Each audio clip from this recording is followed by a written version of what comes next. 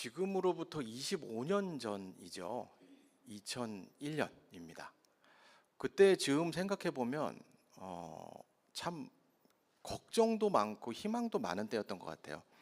1999년 9월 9일에 세상이 망한다는 얘기를 제가 젊을 때 듣고서 정말 망하나? 그런 생각도 했지만 또 2000년에 해가 밝으면서 굉장히 인류가 많은 희망도 갖고 있었지만 또한 여전히 해결되지 않는 인류가 겪는 수많은 문제들이 있었고, 이 문제들을 해결하기 위해서 전 세계는 당시 기억하시겠습니다만 새천년 개발 목표 MDGs라는 목표를 발표를 했는데, 자원봉사계도 여기에 가만히 있지 않고 이 새천년 개발 목표를 실현하기 위해서 전 세계 자원봉사가 힘을 합쳐야 된다라고 해서 2001년에 세계 자원봉사자의 해가 행사가 열어지고 그때 선언도 이루어졌었습니다. 그때 제가 기록을 찾아보니까 그때 그 행사 때 사용됐던 리플렛이 있더라고요. 그래서 거기에 보면 이런 슬로건이 있습니다. 자원봉사를 북돋우고 튼튼하게 하고 기념하는 온 세계. 그리고 그 이후로 25년이 흘렀습니다. 25년이 흐르는 사이에 2015년에는 전 유엔이 새천년 개발 목표를 대체하는 좀 더 강력한 우리의 목표인 현행 우리가 함께하고 있는 지속가능 발전을 위한 목표가 이제 선포가 되었고요.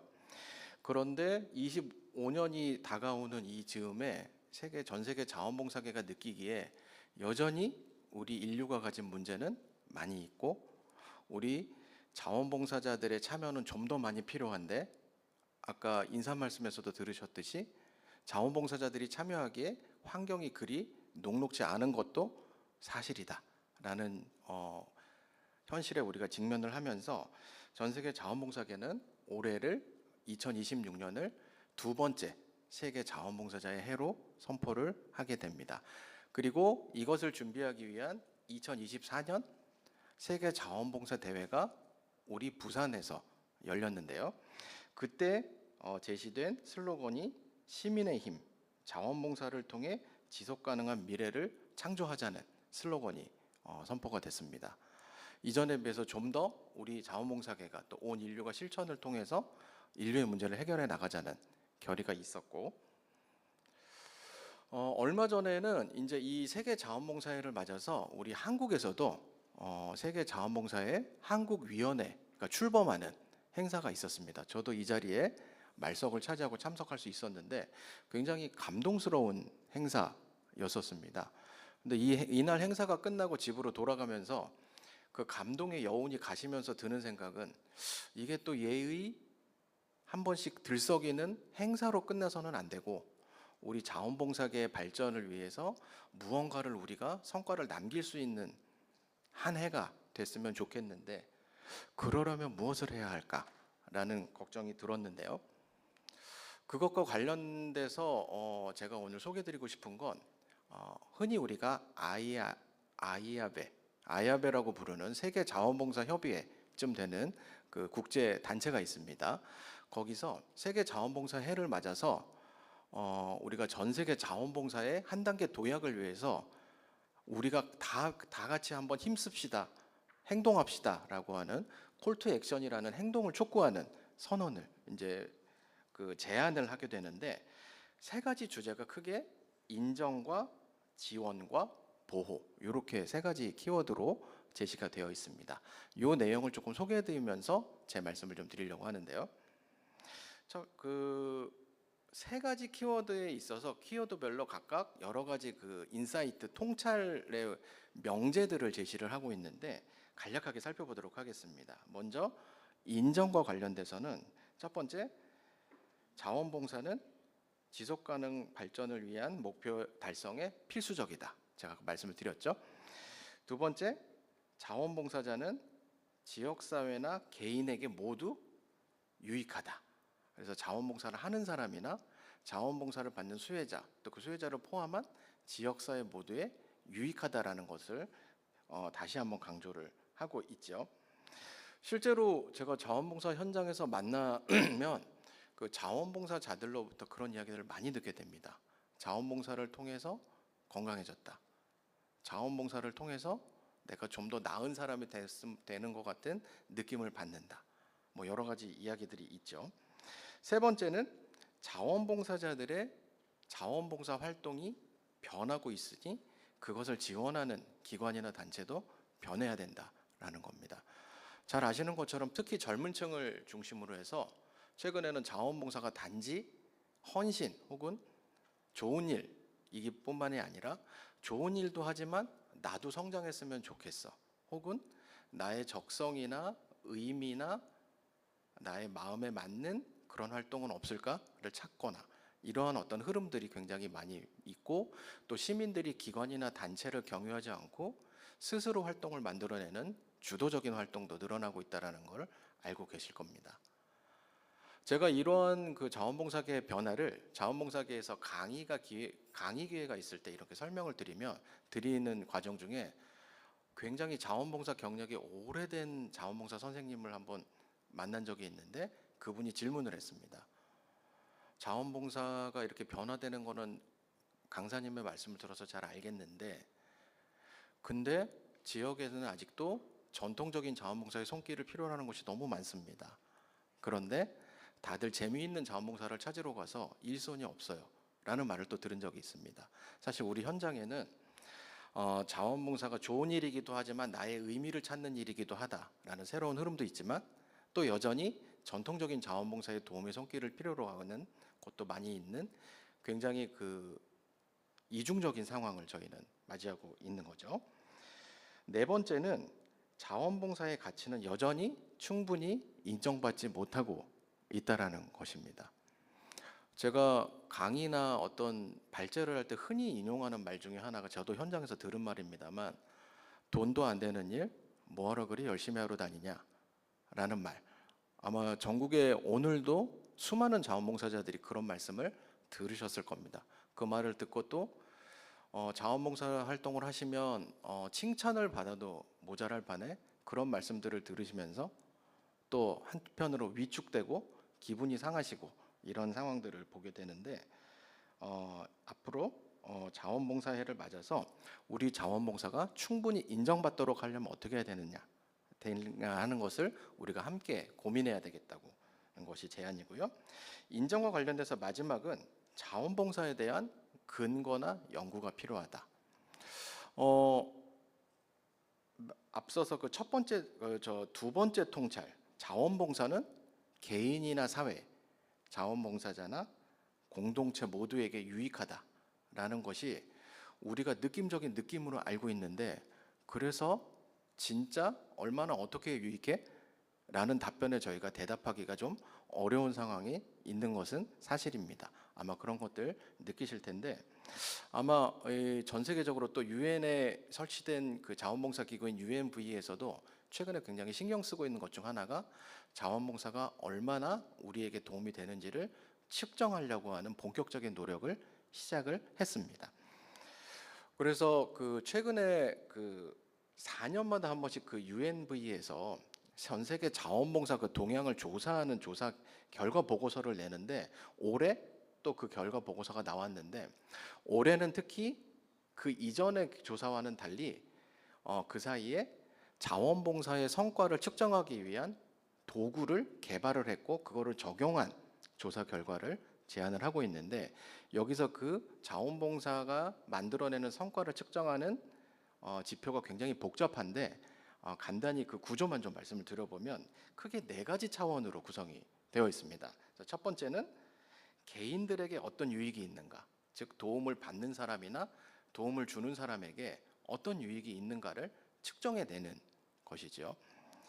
두 번째는 커뮤니티, 그러니까 공동체 혹은 지역사회가 어떤 유익을 받는지를 측정을 하는 것입니다. 이것은 자원봉사자가 도움 수요자에게 도움을 직접 주는 데서 나타나는 성과에서부터 시간이 좀 지난 후에 우리 공동체 지역사회가 얼마나 더 나은 사회로 바뀌었는가를 이제 측정하는 좀 더 간접적인 지표가 될 거고 세 번째로 굉장히 그 특이한 점 중 하나는 경제적 가치도 측정을 하겠다는 겁니다. 자원봉사가 분명히 보수를 받지 않지만 노동이 이루어지고 그것을 통해서 GDP도 생산이 되고 또 여러 가지 공적 재정을 전략한다거나 여러 가지 그 재난을 막아낸다거나 하는 경제적 효과를 가지고 있는데, 그런 것들을 측정한다는 것이 있고, 또 마지막으로 또 굉장히 오늘의 주제와 관련이 있는 것은 자원봉사를 가능케 하는 환경이 얼마나 갖춰져 있느냐, 즉 제도일 수도 있고 사회적 인식이나 환경들과 관련된 부분이겠죠.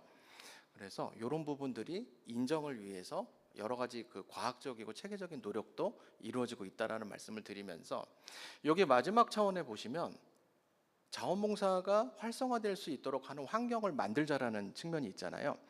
이게 두 번째 키워드인 지원과 관련이 있습니다. 지원에는 좀 많은 인사이트들이 제시가 되어 있는데요. 간략히 살펴보면 첫 번째로 그 자원봉사를 위한 인프라, 그러니까 제도일 수도 있고 뭐 기관이나 단체일 수도 있고 여러 가지 사회적 환경일 수도 있는데요. 매우 중요한데 종종 부재하다, 아직 부족하다는 얘기를 하고 있고요. 두 번째로 특히 그 중에서도 정책이나 법적 틀은 법적 틀이 또 중요한데, 이 경우 여러 국가들에서 아직까지 미흡한 경우가 많다, 이런 얘기를 하고 있어요. 그리고 세 번째로 실제로 그런 정책이 작동되는 자원봉사 관리 과정 역시 충분히 발전되지 않은 것 같다. 물론 이게 현장에서 매일매일 노력하는 자원봉사 관리자분들의 탓만은 아닐 겁니다. 사실 우리 사회뿐만이 아니라 국제적으로 자원봉사가 중요하고 또 그 자원봉사를 지원하는 자원봉사 관리가 중요하다고 말은 하지만 거기에 대한 합당한 투자는 충분히 이루어지는 나라는 많지 않은 것이 사실이기 때문에 자원봉사 관리 역시도 충분히 아직 좀 더 고도화되지 못했다라는 고백이 있고, 그 다음은 부분 간의 연대가 굉장히 중요하다. 사실 모두가 아시다시피 자원봉사는 1365 시스템에 등록된 것을 넘어서는 것이 그 자원봉사자들의 규모가 있는데, 그래서 사실 자원봉사라는 거는 뭐 마을 만들기에도 있고 사회적 경제에도 있고 여러 영역에 있는데, 이런 영역들이 연결됐을 때 우리가 아까 얘기할 수 있는 자원봉사로 새천년 개발 목표를 실현하는 것이 좀 더 가능해질 텐데, 그 연결이 또 녹록지 않다. 특히 여기 계신 자원봉사 센터에 근무하시는 분들은 잘 아시겠지만 점점 더 지역사회의 다양한 자원봉사 영역을 연결해야 되는 역할을 요청받고 있지만 그것이 그리 녹록하지 않다라는 것은 잘 느끼고 계실 것 같습니다. 그리고 10번째 인사이트는 포용과 형평입니다. 즉 자원봉사라는 것은 시민들이 더 나은 사회를 만들기 위해서 합당하게 당연히 실천해야 될 책임, 사회적 책임이기도 하지만 또 내가 충분히 자원봉사를 할 수 있는 그 기회를 누려야 할 권리이기도 한데, 이런 참여의 기회에서 소외된 사람들이 아직 많다라는 겁니다. 그분들이 좀 더 자원봉사에 충분히 참여할 수 있도록 하는 것이 필요하겠다 이고요. 지원과 관련된 마지막 인사이트는 재정에 관련된 문제입니다. 이건 뭐 제가 더 굳이 말씀을 드리지 않아도 될 것 같은데, 제가 그 코로나 시기 때 이런 얘기를 들은 적이 있습니다. 그 관에 계신 분들과 얘기를 나눌 때, 이 코로나 19의 위기를 자원봉사자들의 도움 없이 어떻게 이겨냈을지 정말 상상할 수 없다라는 인사말을 하셨어요.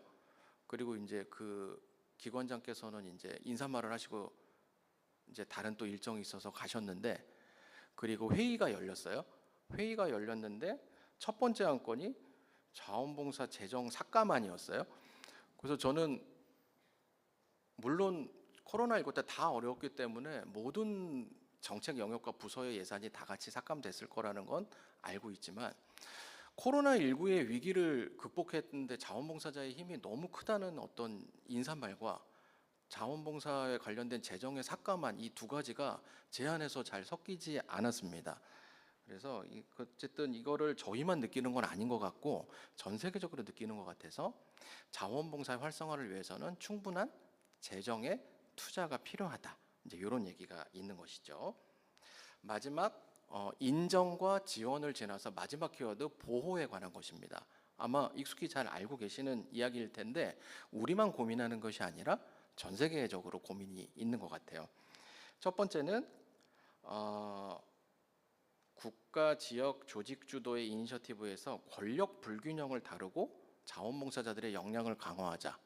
말이 어려운 것 같습니다만 이 얘기는 자원봉사자들이, 그 자원봉사 현장의 관계자들이, 선생님들은 여기서 자원봉사 현장에서 활동을 하시고 또 관리 업무를 수행하실 때 자원봉사 정책의 영향을 크게 받으시죠. 그런데 그 정책을 만드는데 자기 의견을 반영해 본 경험은 있으신가요? 그 반영의 통로가 부족하기도 하고, 또 제가 많이 만난 자원봉사자들께서는 늘 겸손하시기 때문에 뭔가 발언해라 이런 거 하면 다 이렇게 빼시고 이러느라고 해서 자원봉사 이런 여차저차한 상황 속에서 자원봉사의 현장의 목소리가 정책 과정에 반영이 잘 되고 있지 않는 걸로 저는 이해를 합니다. 근데 이걸 권력 불균형이라고 표현을 했는데, 좀 더 앞으로는 자원봉사 현장의 목소리가 정책 과정에 잘 반영될 수 있도록. 근데 그렇게 되기 위해서는 그냥 되지는 않고 자원봉사자들의 역량 강화가 필요합니다. 사실 저만 해도 뭔가 제 의견을 발표하고 민주적으로 참여한 훈련이 어렸을 때부터 그렇게 잘 돼 있지는 않은 것 같아요. 학교 생활, 군대, 그리고 직장 생활을 거치면서 많이 돼 있지 않았는데 우리 자원봉사자들 분들 역시도 마찬가지입니다. 그래서 굉장히 현장에서 헌신적으로 활동하는 데는 능하시지만 무언가 자원봉사의 발전을 위해서 내 의견을 표명하는 그 훈련은 잘 되어 있지 않은 것 같아서 그런 것들을 우리가 좀 신경을 써야 될 것 같고요. 마지막 이니셔티브, 자원봉사자의 보호에 대한 부분입니다. 이거는 제4차 자원봉사진흥 국가기본계획에도 명시가 되어 있는데요. 자원봉사 현장에서의 인권과 안전에 대한 문제인데, 이 부분에 있어서는 이제 전 세계적으로도 공감을 같이 하는 것 같습니다. 어떻게 그 인사말 들으실 때까지만 해도 굉장히 표정들이 밝으셨는데, 오늘 만족도 조사 때 어떻게 나올지 모르겠지만 제가 가끔 저 목소리 톤의 변화가 없고 다소 졸립다는 평이 있어서 우려가 됩니다만 거의 맞춰갑니다. 맞춰가고 우리 온라인상에 계신 분들도 기재기를 한번 펴시고 얼마 남지 않았습니다. 자, 여기까지 이제 그 세계 자원봉사 협의회가 제안한 콜 투 액션, 즉 자원봉사 활성화를 위해서 촉구하는 행동의 촉구 제안을 들으셨는데, 그리고 크게 키워드는 인정, 지원, 그리고 보호 이렇게 돼 있다고 들으셨는데, 근데 여기서 묻고 싶어요. 콜 투, 그러니까 누군가를 부르다는 뜻이잖아요. 그래서 뭔가 뭘 촉구하는지는 우리가 들었는데 이 촉구의 대상이 누굴까를 생각해 봤어요. 근데 제 생각에 2001년 첫 번째 세계 자원봉사자의 해 때는 분명히 그 촉구의 대상, 부르는 대상의 중심이 자원봉사자에게 있었던 것 같습니다. 그래서 온 인류여 가만히 있으실 겁니까?